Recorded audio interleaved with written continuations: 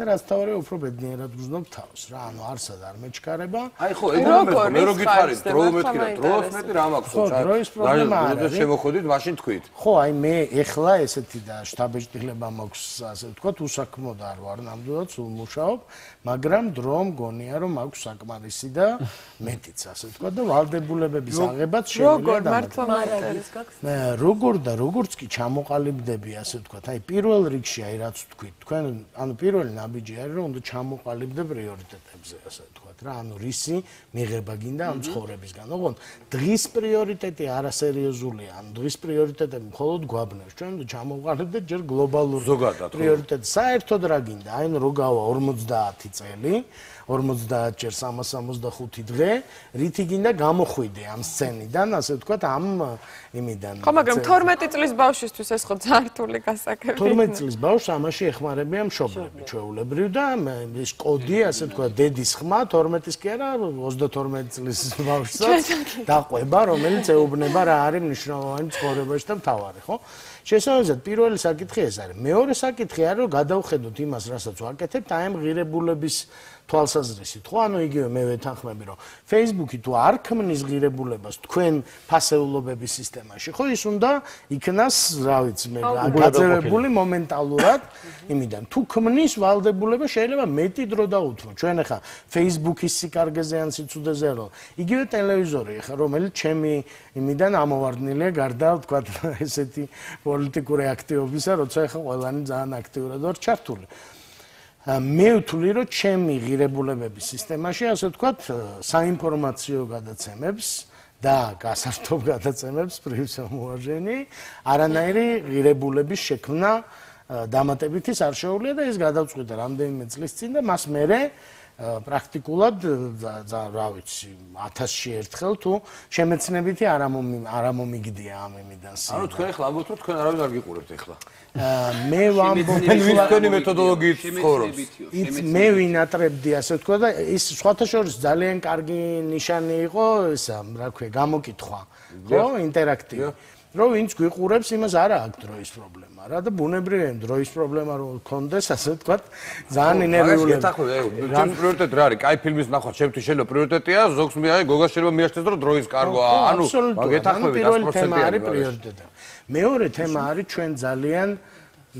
დაბალი დისციპლინით ვექცევით ასე ვთქვათ თუნდაც აი დღის განაწილებას რა გაგებით რომ ჩვენი ესე იგი უცხოელები გვეჩვენება რომელიც ახსენეთ თქვენ ახსენეთ მე მგონი რომ ადრე იწყებენ და ადრე ამთავრებენო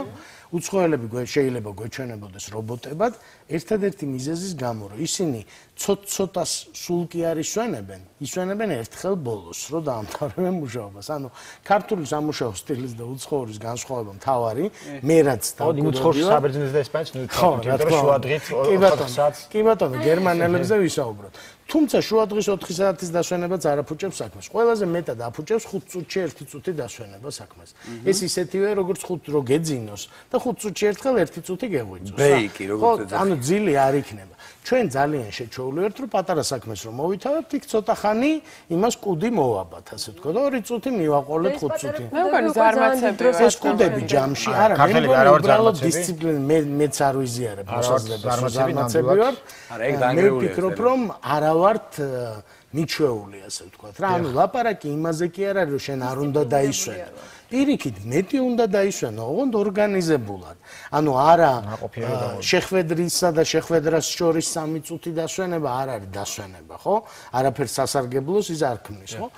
ანუ მეორე პრობლემა რომელსაც ჩვენ უნდა ვებრძოლოთ ეს არის ფრაგმენტირებული დრო ანუ ჩვენი კალენდარი რო წარმოვიდგინოთ რომ დავხატოთ ასე ვთქვათ პროგრამაში ან ქაღალდზე აღმოჩნდება რომ იქ თავისუფალი დრო არის უბრალოდ გაფანტულია მილიონ პატარა ნაწილად და ეს მილიონი პატარა ნაწილი არაფრისთვის არ გამოდგება თქვენ არ შეგიძლიათ რომ აი ახლა შესვენება რო იყო ბლოკებს შორის წასულიყავით და შვილებთან დრო გაგეტარებინათ ან არ გამოდგება ეს დრო არა და დრო არ არის რა თქმა უნდა დრო ხო რა თქმა უნდა დრო არის შესაბამისად აი ეს კვლევები ზუსტად ის 25% რომელიც თქვენ ახსენეთ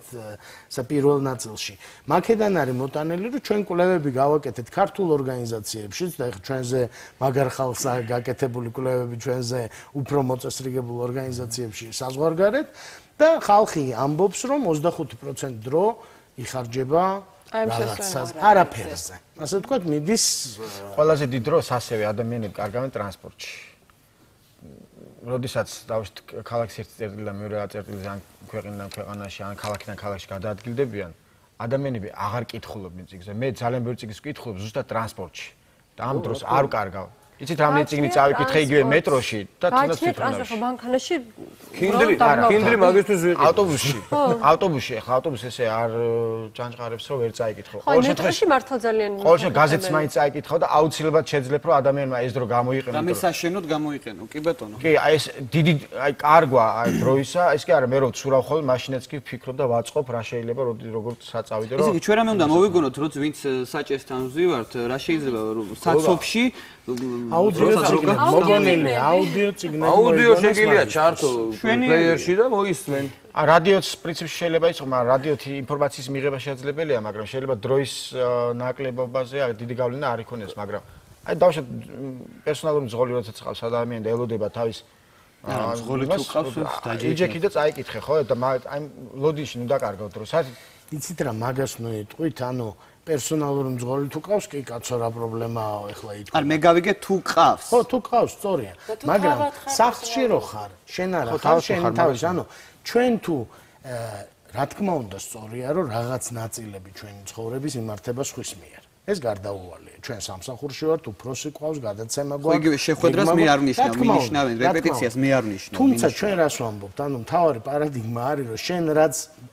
რასაც შენი წყვეტ, იმას თუ კარგად აკეთებ, დანარჩენი დაალაგდება. ანუ ჩვენ რეალურად იმის არ იყოს დიეტას რო შაბათიდან ვიწყებთ, ვამბობთ, რომ მე რახან აი ამ საათს, 3 საათს არ ვმართავ, ამიტომ ეხლა ავდგები და საღამოს 3 საათსაც ნაგავში გადავყრი. და ეს არალოგიკურია, რასაც არ მართავ. ვერ მართავ, მაგრამ რასაც მართავ. ამაზე ფიქრე, აი ეს ყველაფერი თქვენას ლაპარაკობთ ეხლა.